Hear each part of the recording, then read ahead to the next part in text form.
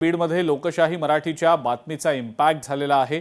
कौशल्य विकास प्रशिक्षण केंद्राच्या कामाला सुरुवात झालेली आहे। लोकशाही मराठीने ही बातमी दाखवताच कामाला सुरुवात झाल्याचं दिसतंय। बीड शहरातील एमआयडीसी भागात कौशल्य विकास केंद्राचं 6 महिन्यांपूर्वी उद्योगमंत्री उदय सामंत, दिवंगत उपमुख्यमंत्री अजित पवार यांच्यासह अन्य मान्यवरांच्या हस्ते झालेलं होतं। मात्र उद्घाटन झाल्यानंतर याचं काहीही काम पुढे सरकलेलंच नव्हतं। कोणतंही स्ट्रक्चर इथं उभं राहिलेलं नव्हतं। लोकशाही मराठीने या संदर्भातली बातमी दाखवताच आता इथं कामाला सुरुवात झालेली आहे। याचाच आढावा आमचे प्रतिनिधी हरिदास तावरे यांनी घेतलाय, आपण पाहूया।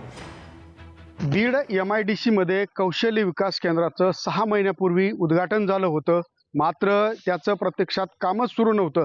याची बातमी लोकशाही मराठीनं 3 एप्रिल रोजी दाखवली होती। त्याच्यानंतर एमआयडीसी प्रशासन आणि टाटा प्रशासनानं या ठिकाणी जे काम आहे कौशल्य विकास केंद्राचं या ठिकाणी सुरू केल्याचं या ठिकाणी पाहायला मिळते। मी तुम्हाला या ठिकाणी दाखवू शकतो, या ठिकाणी प्रत्यक्षात खड्डे खाल्लेले आहेत।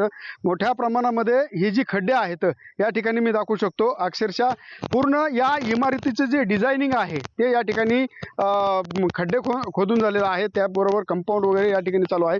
त्याचबरोबर या ठिकाणी मोठ्या प्रमाणात लोखंड असेल, त्याचबरोबर या ठिकाणी कामगार देखील या ठिकाणी काम करताना पाहायला मिळतात। त्यामुळे एकूणच जर पाहायला गेलं तर या ठिकाणी या कौशल्य विकास केंद्राच्या बाबतीत लोकशाही मराठीने जो आवाज उठवला होता तो या ठिकाणी प्रत्यक्षामध्ये या कामाला सुरुवात झाली। त्यामुळे लागलीच या कामाला आता कधी पूर्णता येते हे देखील पाहणं तितकंच महत्त्वाचं ठरणार आहे। हरिदास तावरे, लोकशाही मराठी, बीड।